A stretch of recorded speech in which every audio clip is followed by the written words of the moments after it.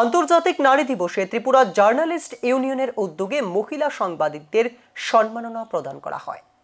আন্তর্জাতিক নারী দিবস উপলক্ষে ত্রিপুরা জার্নালিস্ট ইউনিয়নের পক্ষ থেকে রাজ্যের মহিলা সাংবাদিকদের সম্মাননা প্রদান অনুষ্ঠানের আয়োজন করা হয়। অনুষ্ঠিত এই বিশেষ অনুষ্ঠানে রাজ্যের বিশিষ্ট ব্যক্তিত্বরা উপস্থিত থেকে নারী সাংবাদিকদের অনুপ্রেরণা জুগিয়েছেন। অনুষ্ঠানে প্রধান অতিথি হিসাবে উপস্থিত ছিলেন শ্যামসুন্দর জুয়েলার্সের কর্ণধার Arpita Saha, traffic additional SP Sudambika আর প্রখ্যাত সাংবাদিক প্রণব সরকার সহ অন্যান্য বিশিষ্ট গণমাধ্যমের ব্যক্তিত্বরা।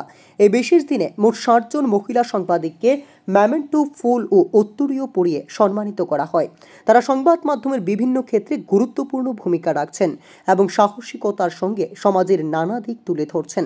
অনুষ্ঠানে ট্রাফিক এডিশনাল এসপি পি সুদাম্বিকা নিজের জীবনের গল্প তুলে ধরেন। তিনি জানান কিভাবে একজন নারী হিসাবে পুলিশ বাহিনীতে কাজ করতে গিয়ে তাকে নানা চ্যালেঞ্জের সম্মুখীন হতে হয়েছে এবং কিভাবে তিনি তা অতিক্রম করেছেন। তিনি বলেন, নারী হওয়াটা কখনোই বাধা নয়, বরং এটি একটি শক্তি।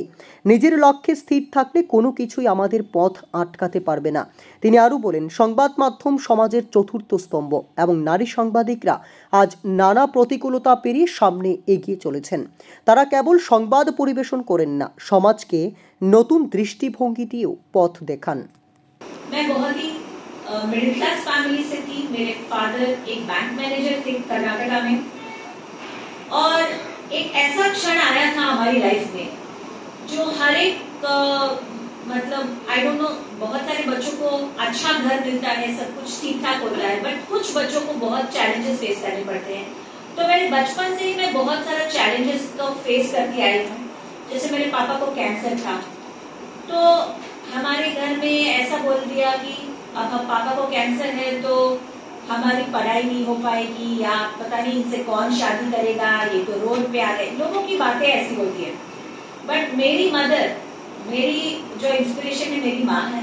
उन्होंने कभी अपना डिटर्मिनेशन जो है, अपना करेज उन्होंने छोड़ा नहीं, और आज कैंसर को भी फाइट करके मेरी माँ ने बोला कि डॉक्टर ने बोला कि 6 महीने है इनके पास, मैडम आपका जो पैसा है बच्चियों का शादी में खर्च कर लीजिए, ऐसा एक डॉक्टर ने बोला था।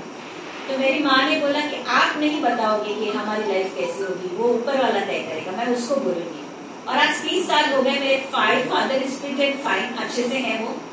শ্যামসুন্দর জুয়েলার্সের কর্ণধার অর্পিতা সাহা তার বক্তব্যে বলেন, নারীরা আজ প্রতিটি ক্ষেত্রে নিজেদের যোগ্যতার প্রমাণ দিচ্ছেন। সাংবাদিকতা এমন একটি ক্ষেত্র যেখানে নারীদের উপস্থিতি দিন দিন বাড়ছে এবং তারা অসাধারণ কাজ করছেন। তাদের এই প্রচেষ্টাকে সম্মান জানানো আমাদের দায়িত্ব।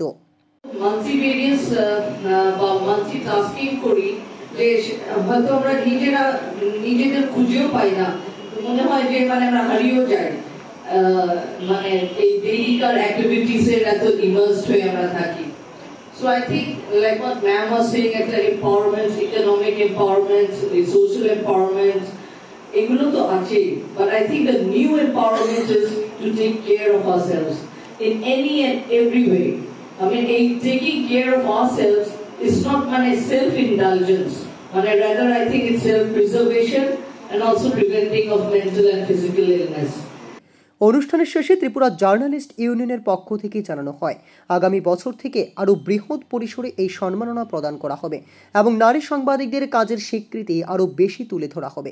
এই সম্মাননা অনুষ্ঠানের মাধ্যমে প্রমাণিত হয় নারীরা আজ সংবাদ মাধ্যমের গুরুত্বপূর্ণ অংশ হয়ে উঠেছেন এবং তারা সমাজের অগ্রগতিতে গুরুত্বপূর্ণ ভূমিকা পালন করেছেন। Bureau report, news vigilante.